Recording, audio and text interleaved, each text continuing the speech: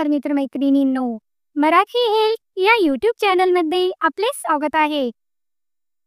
कुठल्याही ऋतूमध्ये जर आपल्याला लघवी करताना जळजळ होत असे आणि या वेदना ज्या आहेत या असह्य होत असते, तर यापासून घरच्या घरी सुटका करून देणारा अत्यंत साधा आणि प्रभावी असा उपाय आज मी आपल्यासाठी घेऊन आले आहे. लघवी करताना वेदना होणे हे सामान्य जरी असले तरी देखील हा त्रास जर वाढत गेला तर हे आपल्या शरीराकरता चांगले नाही. कारण लघवीत वेदना होणे हे विविध वैद्यकीय विकारांमुळे देखील होऊ शकते. प्रोस्टेटायटिसमुळे प्रोस्टेज असलेल्या लोकांमध्ये वेदनादायक लघवी होऊ शकते. या सिंड्रोममध्ये प्रोस्टेज ग्रंथीला सूज येते, मूत्रमार्गात जळजळ होणे, नागी आणि वेदना यांचे एक सामान्य कारण बनते. आणि यामुळे अस्वस्थता किंवा जळजळ होणे, वारंवार लघवी करण्याची इच्छा होणे व खालच्या ओटीपोटामध्ये वेदना किंवा दाब येऊन खालच्या ओटीपोटामध्ये दाब येऊन वेदना वाढतात व आपल्याला अस्वस्थ होते. कधी कधी ढगाळ व रक्तरंजित मूत्र होते, यामधून घाण वास येणे अशी विविध लक्षणे यामुळे दिसायला लागतात.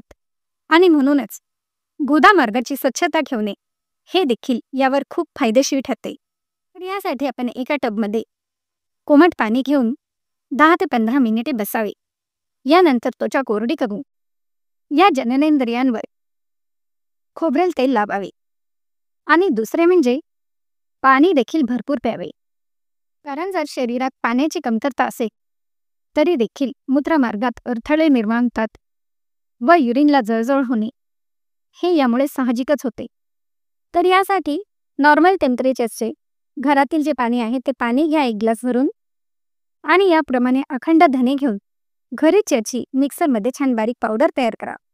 याला कुठल्याही प्रकारे भाजू नये, याची डायरेक्ट आपल्याला पावडर करायची आहे. तर याप्रमाणे पावडर तयार करून 1 चमचा भरून ही पावडर जी आहे ही पावडर 1 ग्लास पाण्यामध्ये टाका आणि यामध्ये 1 चमचा भरून मध टाकायचे आहे. किंवा जर तुमच्याकडे मध नसेल तर यासाठी तुम्ही मोठ्या खड्याची जी खडीसाखर मिळते दोऱ्याची, त्या खडीसाखरेची पावडर करून देखील यासाठी वापरू शकतात. आणि याप्रमाणे हे मिश्रण तयार करून ज्या व्यक्तींना युरिनच्या समस्या आहेत किंवा युरिनमध्ये लघवीमध्ये जळजळ होते अशा व्यक्तींनी याप्रमाणे हे तयार करून रात्री झोपण्यापूर्वी पिऊन घ्या.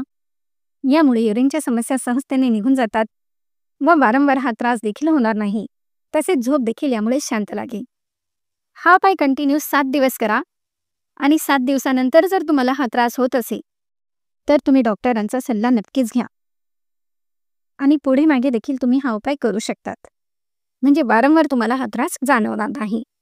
तर मग आहे की नाही अत्यंत साधा सोपा आणि घरगुती नॅचरल उपाय? मग लाईक, शेअर व सबस्क्राईब करायला देखील विसरू नका. धन्यवाद.